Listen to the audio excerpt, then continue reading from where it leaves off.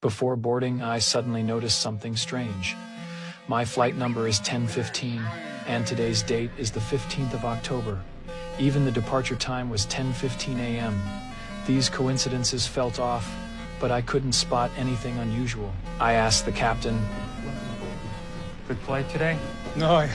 Very good. Welcome aboard. Thank you. and when I arrived at my seat, I found an MP3 player in the pocket of the seat in front of me. It was playing the eerie story of Flight 1015, the very flight I was on. Curious, I put on the headphones, and the story said the flight attendants were doing the safety demonstration. The story mentioned that at 10:21, a bird would collide with the plane. And sure enough, at that moment there was a loud bang. I quickly threw off the headphones, rushed to the restroom to calm myself.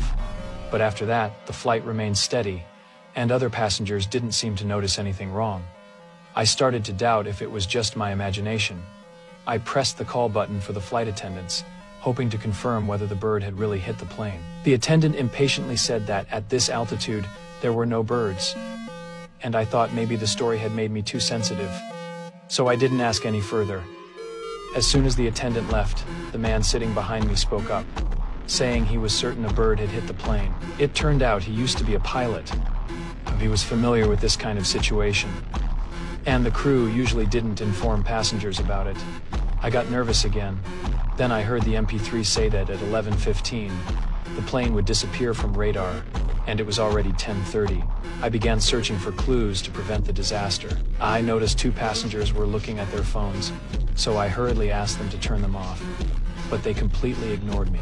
Just as I was about to argue with them, the flight attendant came over and told me to return to my seat.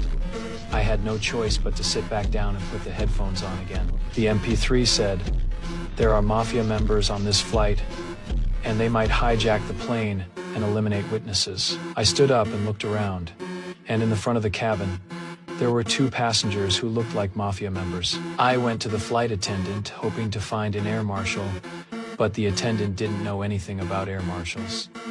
After thanking her, I returned to the cabin and sat next to the man. Suspecting he wasn't a pilot, but rather an air marshal, he denied it. And from his expression, it didn't seem like he was lying. When most of the passengers fell asleep, I decided to take matters into my own hands and try to prevent the disaster.